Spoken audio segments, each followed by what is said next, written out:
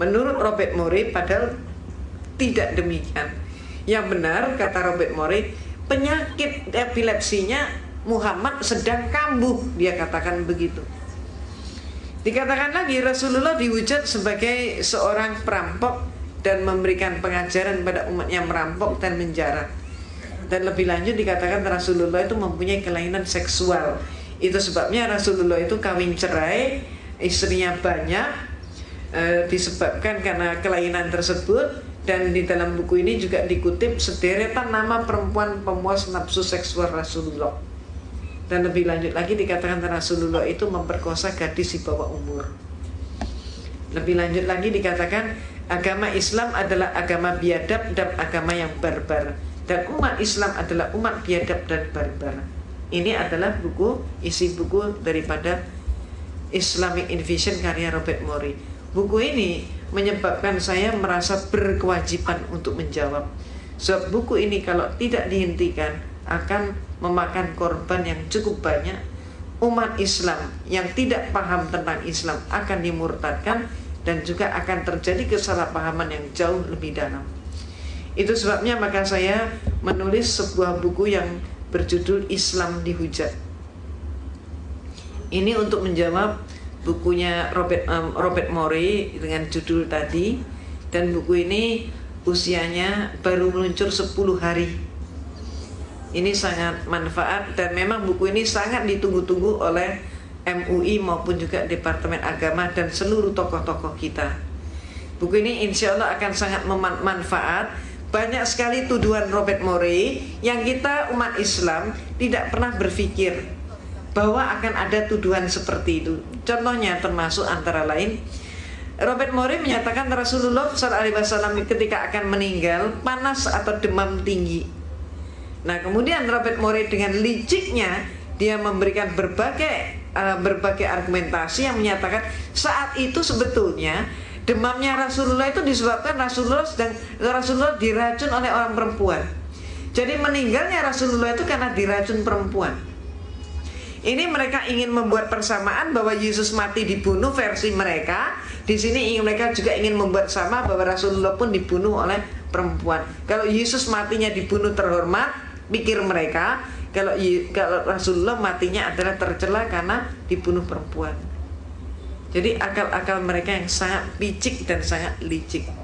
Buku ini andai kata di antara bapak dan ibu ada yang menginginkan, karena demikian banyak yang pesan, ini bisa didapatkan di Kerinci 10 nomor 3 Majestic, depannya Masjid Al-Ihsan. Barangkali secara kolektif saja. Demikian pula untuk mengupas atau menguak tentang Natal tadi yang sangat menyesatkan kita umat Islam, terutama dari golongan muda, maka saya juga mengarang buku yang berjudul Perayaan Natal 25 Desember Antara Dogma dan Toleransi. Buku ini sangat manfaat, dan alhamdulillah kebesaran Allah, keagungan Allah semata. Buku ini alhamdulillah sudah cukup banyak menghantar orang Kristen menjadi Islam. Mereka setelah baca buku ini mereka menjadi sangat ragu, terguncang. Maka kemudian bertanya-tanya agama yang hak itu yang mana. Akhirnya mereka pun mengucapkan 2 kalimat syahadat. Saya sangat menganjurkan ibu dan bapak buku ini ganti cetaknya hanya 7.500. Jadi berdakwah hanya dengan modal 7.500 rupiah. Jadi insya Allah sesekali barangkali jatahnya bakso di luar Ramadan digantikan dengan ini. Ini akan sangat manfaat. Silakan juga dihadiahkan kepada mereka-mereka yang sangat membutuhkan. Ini merupakan cara dakwah kita. Ibu dan bapak yang dirahmati oleh Allah, pemurtadan dan kristenisasi di Indonesia berjalan dengan sangat marak. Karena itu sudah merupakan program dunia, dan itu bisa dilihat antara lain di majalah Times yang terbit Juni 2003. Times yang ini di Indonesia hanya beredar beberapa hari, dan setelah itu hilang dari peredaran. Kenapa? karena Times yang ini mengungkap tentang program kristenisasi dunia. Dan kemudian diterjemahkan beberapa artikel di sini oleh Harian Republika, termasuk diantaranya menguak bahwa George W. Bush dan Tony Blair adalah dari kelompok Kristen yang radikal, yaitu dari sekte evangelis, sekte yang sangat benci dengan Islam. Dan kemudian juga dimuat tentang peta kristenisasi dunia, di mana Indonesia, tanah air kita, sudah masuk dalam peta itu dengan warna yang sama dengan negara Filipina, yang negara Filipina adalah negara Katolik. Indonesia warnanya sama dengan Filipina. Mengapa orang Kristen mengkristenkan kita umat Islam? Ini yang seringkali tidak diketahui oleh kita. Kita umat Islam seringkali beranggapan bahwa orang lain sama dengan kita. Kita seringkali juga mengukur orang lain dengan ukuran diri kita. Kalau kita senang makan sate, kita anggap semua orang juga senang makan sate. Padahal tidak demikian. Kita mempunyai kitab suci Al-Quran yang hak, kita pikir mereka juga punya kitab yang hak. Di dalam ayat Al-Quran ada rambu-rambu tentang dakwah. Antara lain yang senantiasa kita pakai rambu-rambunya, la ikraha fiddin. Tidak ada paksaan dalam beragama Islam. Itu rambu-rambu dakwah kita. Kita pikir agama yang lain juga punya ayat seperti ini. Antar umat beragama, maka ayat Allah yang mengatur adalah lakum dinukum waliyadin. Kita pikir mereka juga punya konsep toleransi yang sama dengan kita. Kenyataannya tidak demikian.